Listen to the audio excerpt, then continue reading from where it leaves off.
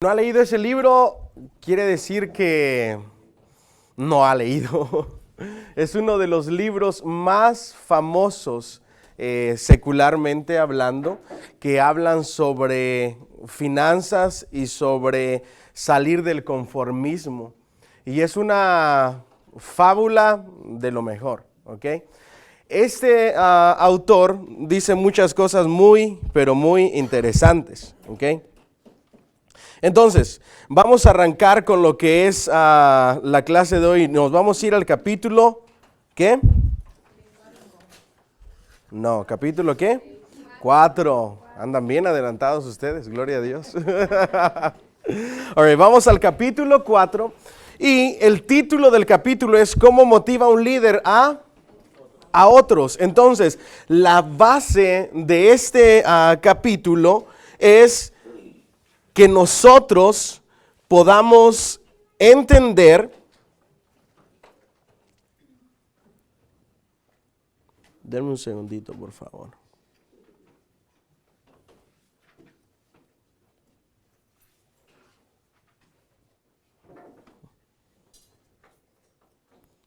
Que nosotros podamos entender lo importante que son las personas, ¿ok? Si un líder solamente se enfoca en los resultados, pero no se enfoca en las personas, vamos a estar en muchos problemas. ¿Cierto o no es cierto? ¿Por qué? Los resultados se llevan a cabo a través de ¿qué?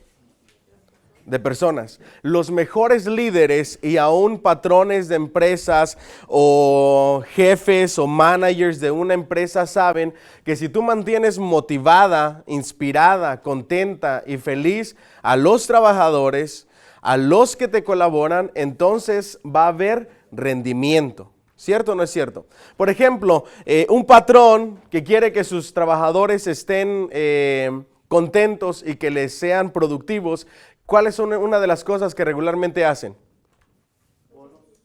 Bonos, ¿qué más?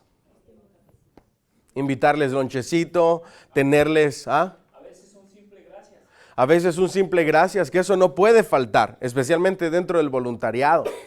¿Sí ven? El reconocimiento, las gracias, un cafecito, tener en la oficina, invitarles de vez en cuando el lunch, todo eso mantiene a las personas pendientes de. Tomados en cuenta sobre todo, pastor. Tomados en cuenta. No solamente una charla, pero saber que tú los conoces, Uh-huh. que son parte de... Que la gente sienta que realmente importan.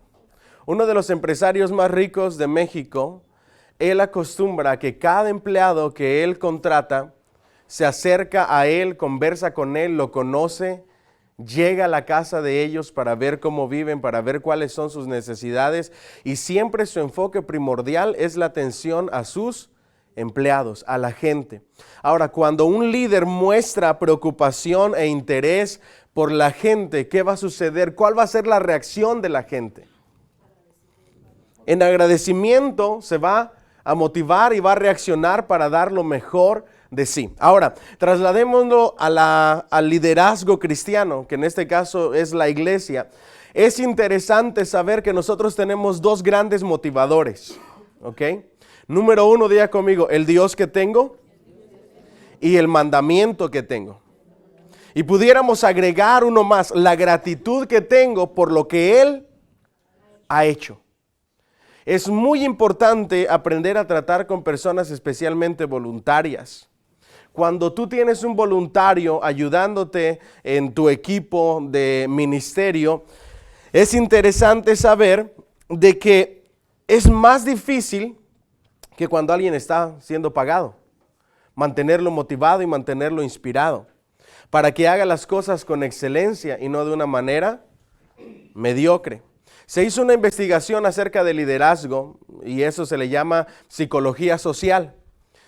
Recuerden que la psicología social estudia la rama de la psicología dentro de la sociedad cuando los individuos son movidos en masa por algún líder o por algún dictador. En la psicología social nosotros encontramos tres clases de liderazgo. Número uno, el liderazgo dictatorial o autocrático, donde el líder lleva todas las decisiones, no toma en cuenta a la gente y lo que hace es infundirle temor a las personas que él lidera. Entonces la gente es proactiva porque el líder está sobre ellos. A veces hay hasta sanciones, disciplinas, etc. Y la gente, mientras está el líder, son productivos. Pero cuando se va el líder, ¿qué pasa? Dejan de ser productivos. No puedes ser un líder de esa manera porque no funciona.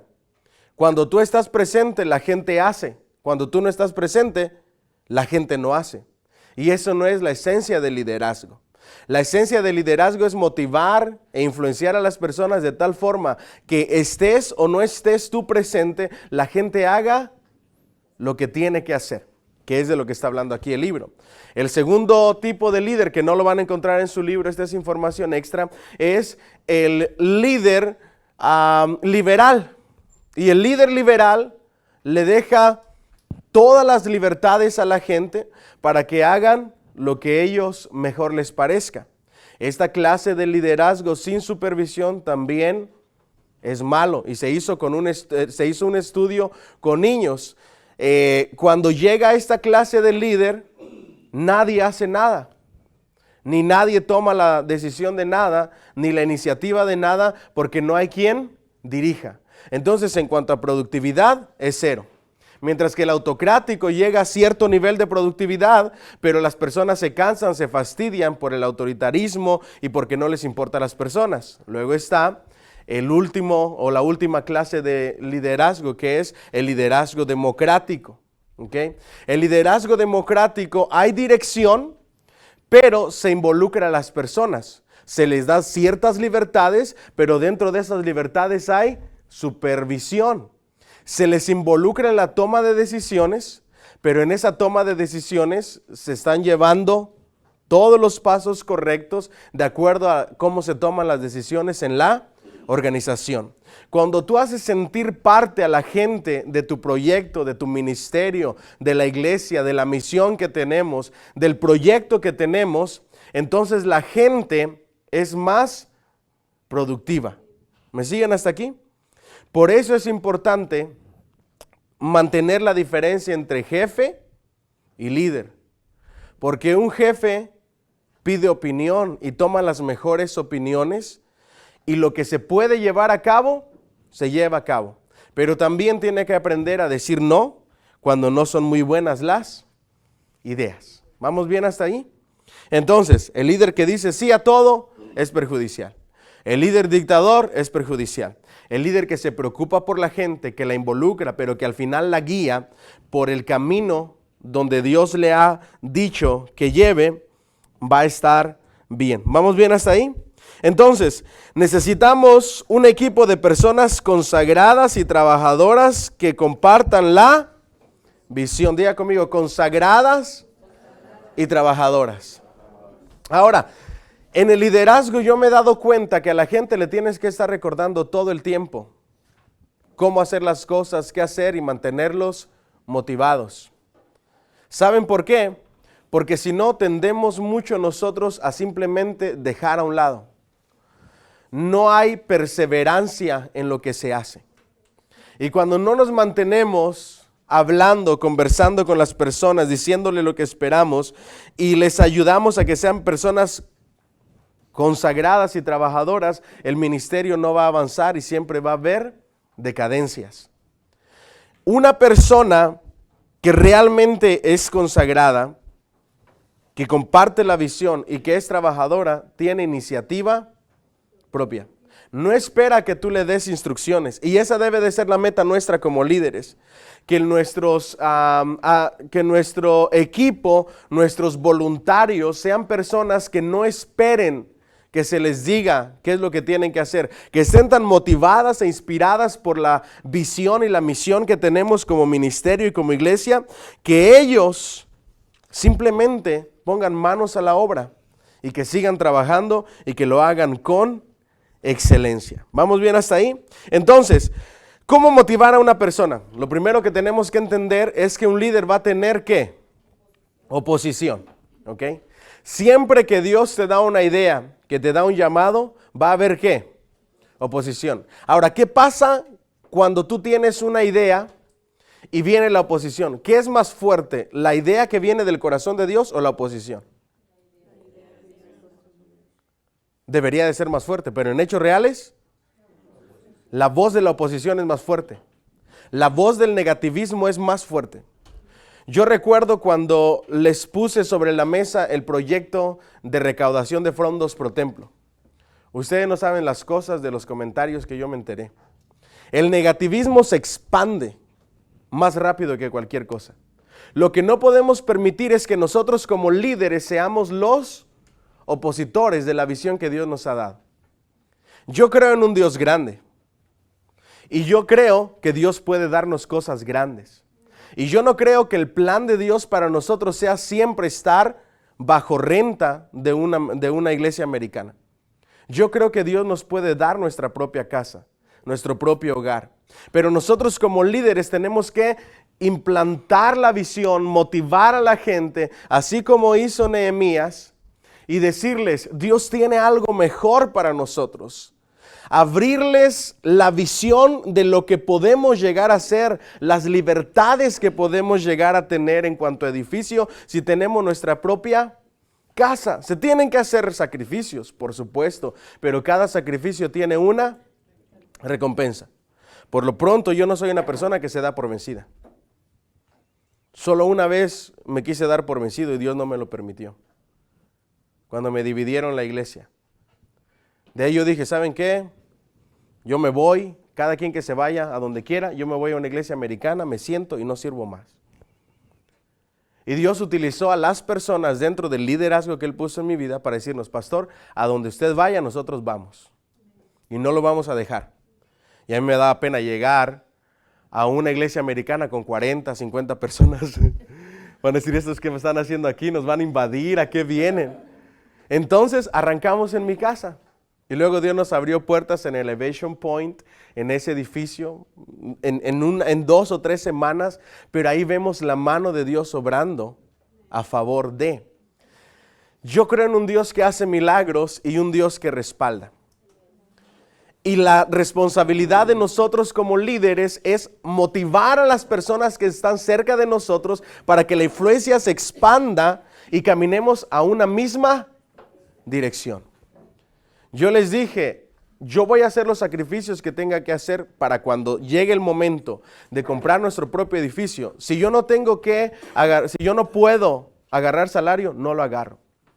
Si tengo que dar mi tiempo, mi esfuerzo, mi dedicación, sin que la iglesia me dé nada, mientras nos acomodamos, lo hago. Pero tengo que tener otra fuente de ingreso. Y yo ya comencé por ahí. Yo estoy dando mis pasitos asegurándome de que lo que Dios ha puesto en mi corazón se va a lograr porque sé que se va a lograr. Yo tengo la fe. Sé que va a haber oposición. Yo espero que la oposición no nazca del liderazgo y que ustedes no sean los que hacen los comentarios diciendo, no, eso es algo muy difícil, es demasiado dinero, es algo imposible para nosotros los hispanos. Los hispanos no tienen casa propia. Los hispanos no pueden juntar $300,000, $500,000, $1,000,000. No pueden agarrar un préstamo porque somos hispanos. Esa mentalidad pequeña nos hace conocer a un Dios pequeño. Yo creo en un Dios grande, hacedor de milagros y de maravillas. Pero siempre que tengas una idea para el ministerio, para el área donde tú sirves o en el liderazgo, vas a tener que esperar que oposición. Pero al oír que alguien había llegado a ayudar a los israelitas, Sanbalat, el Eronita y Tobías, diga conmigo, Sanbalat y Tobías, el siervo amonita se disgustaron. ¿Cómo? Mucho. En el momento que digas, hagamos algo, alguien va a saltar para decir, no hagamos nada. Porque la gente prefiere quedarse en donde está. Es comodidad. Están tanto en lo malo, en el sufrimiento, que no hacen nada ya. Se contentan o se conforman a donde está. Pero, ¿por qué? Porque la gente tiene resistencia natural a los cambios. todo lo que tenga que ver con cambios, la gente se va a resistir. ¿Cierto o no es cierto? Cuando no debería de ser así, porque tenemos un Dios que constantemente nos pide que hagamos cambios de acuerdo a la cultura. ¿Ustedes creen que si Jesús hubiera tenido internet lo hubiera usado? ¿Ustedes creen que hubiera usado un Facebook Live para predicar y llegar a más personas? Claro que sí. Si hubiera tenido aviones, ¿ustedes creen que lo hubiera usado? Claro que sí. Él hubiera utilizado cualquier recurso para poder predicar la palabra, para poder predicar el evangelio, pero nosotros queremos mantenernos y quedarnos atrás. Por eso estoy en contra de los predicadores o pastores old fashion que sienten que es pecado tener la Biblia en un celular. Estoy totalmente en contra, porque si bien es bueno tener una Biblia de papel, lo que importa no es en dónde esté, sino el contenido, sino que puedas leerla. Si está en el teléfono, está bien. Yo me acabo de comprar una Biblia que me encontré en una librería ayer precisamente. Una Biblia hermosa, piel, un listón como de cuero, antigua, con un montón de fotografías. Una Biblia de estudio preciosa para mi estudio personal. Pero no por eso voy a decirles que es pecado tener una Biblia en el teléfono. Yo siempre digo, prendan sus Biblias o abran sus Biblias, cualquiera de las dos cosas. Si usted se aferra a un libro, aférrese a pergaminos, a rollos, porque así estaban escritos en el original. A eso deberíamos de aferrarlos, pero ya no hay. Nació la imprenta y ahora es más fácil en un libro. Nacieron las aplicaciones y ahora es más fácil. Nacieron los videos, pues vamos a hacer videos. ¿Cuántos estamos aquí? Pero la gente se aferra al cambio. Por ejemplo, ¿ustedes han escuchado muchas críticas de la Biblia Nueva Versión Internacional o no? Porque cambia la palabra Jehová por la palabra ¿cómo? No. Señor. Señor. En ninguna parte dice Jehová. Y para mí la tradujeron mejor que la Reina Valera. ¿Por qué? Porque una mejor traducción sería Yahvé. Pero una mejor traducción sería Señor. O Yahvé o Señor, que para el judío Señor es el Señor, el Rey de Reyes y Señor de Señores. Entonces tendemos a ir en contra de los cambios, incluso como cristianos, porque no podemos asimilar que las cosas cambian. Ahora, hay algo que jamás va a cambiar y es la pureza del mensaje, el contenido del mensaje. La forma de transmitirlo va a cambiar. Los sistemas y la metodología va a cambiar. ¿A cuántos de ustedes les gustaría escuchar un sermón de 3 horas? Carlos Spurgeon, el príncipe de los predicadores, predicaba mínimo 3 horas. Hoy en día, 50 minutos, 1 hora máximo y ya, porque si no la gente se desespera. ¡Santo Dios! Apaguen sus celulares, por favor. O póngalos en silencio. All right, vamos adelante entonces. La gente resiste a los cambios porque quiere permanecer en la situación donde está en lugar de hacer algo al respecto. ¿Vamos bien hasta ahí? Para favorecer los cambios necesarios, los líderes averiguan cuáles son esas razones y se enfrentan a ellas. El líder de los amonitas oyeron decir que venía Nehemías para reconstruir los muros. ¿Y cuál era la razón por la cual ellos se oponían? ¿Se recuerdan? Si se reedificaban los muros, sus reinos iban a permanecer más pequeños, el pueblo de Israel se iba a hacer más fuerte, más autónomo, como sucedió, y entonces ellos se iban a ver más pequeños. ¿Vamos bien hasta ahí? Diga conmigo, la envidia, el no querer que alguien más se supere más que ellos. Y luego, ¿qué hicieron? Sabemos que no hay oportunidad sin oposición. Diga conmigo, no hay oportunidad sin oposición. Siempre que quieras hacer algo grande para Dios, espera oposición. Cuando los planes exijan que tu gente cambie para producir cambios, espera ¿qué? Oposición. ¿A qué grado llegaron esta gente en cuanto a oposición? a decir que le iban a dejar saber al rey. Ya antes lo habían hecho. Por causa de la oposición, se paró la reconstrucción del templo en el libro de Esdras. Porque le dijeron un montón de mentiras al rey. Pero Nehemías era diferente. Diga conmigo, porque él traía las cartas del rey. Él traía la evidencia del llamado. Él traía la confirmación del llamado. ¿Cómo Dios te confirma algo que ya te ha dicho? Respaldándote, abriéndote puertas. En mi caso personal, yo veo la confirmación de Dios porque siempre, o la mayoría de veces en la iglesia, cuando yo le pido algo, Dios me lo da. Yo les he contado muchas veces que yo pasaba por Elevation Point y veía una iglesia viva, una iglesia con sus banderas, una iglesia anunciando sus eventos, una iglesia en movimiento. Yo decía, ¿cómo me gustaría? Y le pedía a Dios, Dios mío, algún día llévame a estar en un lugar así. Y ahí fuimos a dar. Y aprendimos y crecimos, pero montones. Después cuando estábamos allá y que ese lugar se estaba quedando muy pequeño para nuestra iglesia, pasaba por aquí, veía la localidad, veía el estacionamiento, me imaginaba los eventos evangelísticos y le decía, Dios mío, llévame ahí. Y Dios utiliza personas, en este caso utilizó a mi tío. Cada domingo estaba aquí queriendo platicar con el pastor, hasta que me consiguió una cita con él. Tuvimos una cita, se abrieron las puertas y mira, aquí estamos.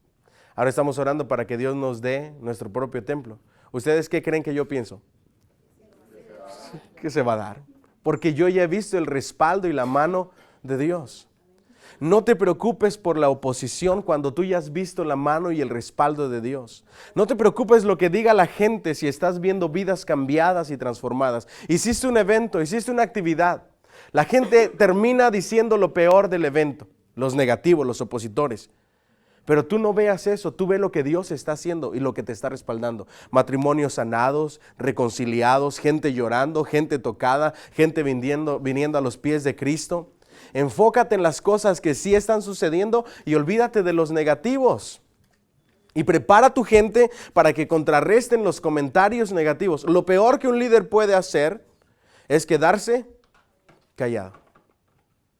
No estamos hablando de discutir, sino de presentar las evidencias de lo que Dios está haciendo. ¿Alguien dice amén? Vamos adelante entonces. Página 69. Un líder espera el momento que oportuno. 3 días después de haber llegado a Jerusalén, ¿qué hizo en ese tiempo Nehemías? Descansar. ¿Y qué más hizo? Planear, hacer la estrategia. ¿Qué más hizo? Estaba observando, examinando, recopilando información, preparando informes. Todo el mundo estaba con la incertidumbre de lo que iba a suceder. Levantando curiosidad. Y levantar la curiosidad es lo mejor que puedes hacer como líder. Mantente calladito, planea, busca información.